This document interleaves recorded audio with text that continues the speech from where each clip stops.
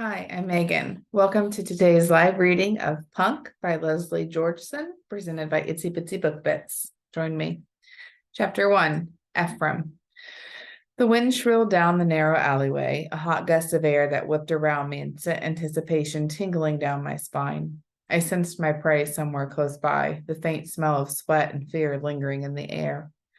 Cautiously turning my head, I listened, my gaze scanning the darkness, my nostrils picking up the rancid scent of rotten food from the nearby garbage dumpster. Was he hiding in the garbage? Dressed in black from head to toe, my face hidden behind a balaclava.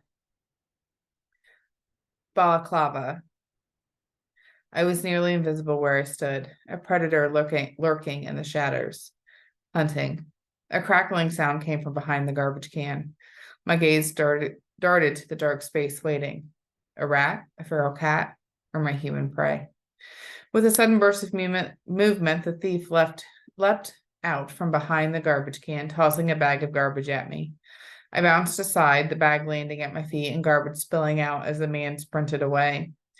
I gave chase, racing after him, a seasoned hunter moving in, but he was fast. In a flash, he disappeared around the corner.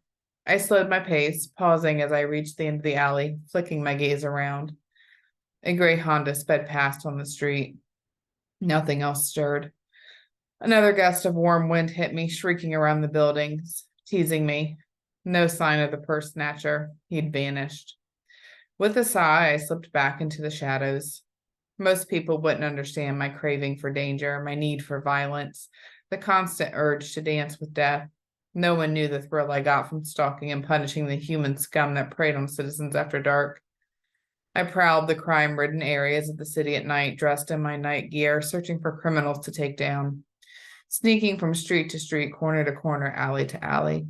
Tonight's hunt had already proven successful, despite the thief's escape moments ago.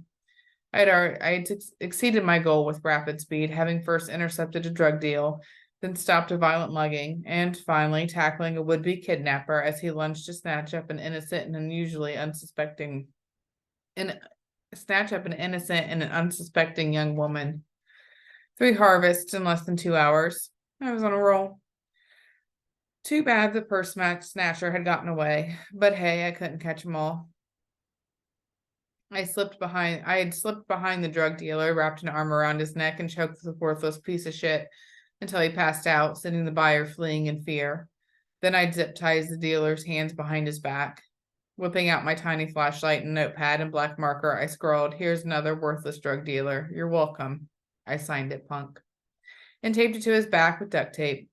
I'd made sure to stuff his wad-up drugs in his back pocket where he couldn't get to it and where the cops would easily find it when they searched him. Then I left him lying on the ground for someone to discover later. The muggers got similar treatment, a quick, brutal beating, their hands tied behind their backs, and the message, "Asshole mugger," on their backs. Below it, I scribbled my signature, Punk. I was harsher with the would-be kidnapper for going after a woman. I really couldn't tolerate any sort of violence against women or children, kicking him in the nuts and bending his wrist back so brutally that his bones snapped, making him wail and thrash in pain before I cuffed him and left him at the mercy of whomever happened upon him.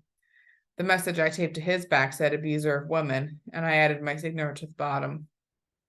Most of the thugs I tagged would probably be freed later, and very few, if any, would serve time behind bars, but they would have to endure the humiliation of being bound and helpless and at the mercy of any other criminals who happened upon them before someone chose to release them. A few of them might actually be arrested and charged for their crimes, and maybe, just maybe, it would be enough to make some of them want to change their ways. Once I was sure each of the victims was okay, I moved on, searching for the next thug that needed to be taught a lesson. Anyone I caught committing nefarious acts was subject to my wrath. Though I wanted to kill every hoodlum I came across, I didn't want to further traumatize their victims by exposing them to more violence, so I only killed if I had no other choice. A feminine scream pierced the silence of the night, yanking me out of my thoughts. I jerked my head toward a row of buildings to my left and the dark alley that ran behind it.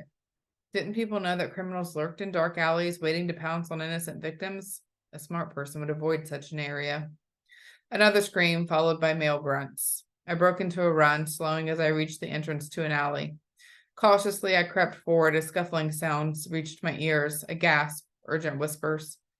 Hold her hands, a male voice ordered. She's a wild one. I reached the scene, pausing to take it all in. It was dark in the alley, but the glow from the flickering street lamp on the corner cast out just enough light for me to see what was going on. 3 men knelt around a woman whom they held down on the filthy ground behind the dumpster.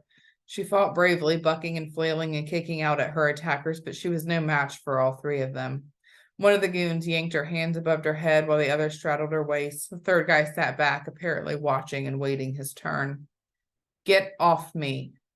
Okay, I'd seen enough. It was time to intervene. No one was raping a woman in front of me and getting away with it. I rushed forward silently, intent on tackling the guy who was straddling the woman, but one of the thugs saw me and yelled, "Look out, dude." The would-be rapist jerked to his feet and whirled to face me. The other 2 bolted to their feet, releasing the woman, and the 3 goons circled around me. The woman lunged aside, scrambling back out of the way as I attacked the first thug with a hard kick to the face, sending him reeling backward. The woman disappeared behind the dumpster. I could only hope she stayed there while I dealt with these assholes. The other 2 goons advanced on me, one of them pulling out a knife, the other a black handgun. I went after the deadliest weapon first, kicking the gun out of the guy's hand, and then landed a hard blow to his throat that had him choking and tripping backward. Spinning quickly, I then struck the guy holding the knife, slamming my hand down on his arm, forcing him to drop it. Before he could react, I grabbed his head, yanking it down as I jammed my knee into his face and then his groin in quick thrusts. He gasped and hunched forward. While he was temporarily incapacitated, I planted my foot in his stomach and kicked him backwards. He slammed into the brick wall of the building behind him and then slid to the ground, moaning. I was having fun tonight. Removing a zip tie from my pocket, I quickly went to work securing the first guy's hands behind his back. Then I subdued the second asshole, wrestling him to the dirty ground and zip tying his hands as well. You like hurting women, you motherfucker? I hissed in his ear. Does it make you feel like a big man to beat up on someone smaller than you? The guy growled low. Fuck you. No, you're the one who's going to be fucked by big bubbas in prison. I released him and turned toward the third guy who was scrambling backward, reaching for his fallen gun. In a swift move, I yanked my own weapon free and fired just as he pulled the trigger. 2 rapid shots pierced the alleyway in quick succession. Boom, boom. I ducked, his bullet missing me, just barely, whizzing past my ear, while mine hit its target, skewering through his heart. Shoot to kill, because if you don't, the enemy can come after you later. The woman screamed from where she peered out from behind the dumpster, turning her head away and flinching at the quiet thud of the thug's body striking the ground. Another successful harvest. Then the woman lifted a taser gun, pointing it at me. I stilled. She must be in shock and thought I was one of the attackers. Whoa, I'm not the enemy, lady. I just saved you from those thugs. She either didn't hear me or didn't believe me. Her hand shaking, she pulled the trigger. I danced to the side, narrowly missing the probes, and then in a swift move, I marched forward and snatched the taser from her hand. I tossed it out into the alley. I'm not the enemy. I stared down at her while she gaped at me.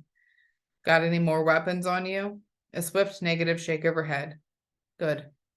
I stuffed my gun back into its holster, fished out my tiny flashlight, then scribbled 2 quick notes, one for each of the live goons. Assault and attempted rape. Lock me up with violent criminals. For the dead guy, I wrote, he deserved it. You're welcome. I signed each note. Bunk. You killed one of them? The woman's voice was shaky and slightly accusatory as she crawled out from behind the garbage can, watching as I taped the message to each of their backs. I stuffed my items into the large pocket of my black sweatshirt and zipped it up. Yeah, unfortunately, sometimes that happens. I straightened, turning my face to her. With my mask covering my face, she would never be able to identify me later. Likewise, the darkness of the alley prevented me from making out her features, so I would also be unlikely to identify her if I were to see her again. I extended my hand toward her, palm up. Can I help you get up? She hesitated, and I sensed her studying me, gauging if I was dangerous. I was, but not to her. After a long moment, she placed her hand in mine. I helped her to her feet, and she stepped back quickly, pulling her hand free. Are you hurt? I asked. Do you need medical care? No, I'm fine. She paused a moment, and I felt her gaze on me, probably wondering what I looked like underneath the mask. It was hard to tell in the dark, but I got the sense she was glaring at me, though I couldn't understand why. Hadn't I just saved her? You're that vigilante who calls himself punk. I would never admit that to anyone. Vigilantism was a crime, but she'd seen me write the notes. I needed to get the hell out of here. Leave. Right fucking now. In the future, for your own safety, please stay out of dark alleys. With those parting words, I took off, quickly disappearing into the night.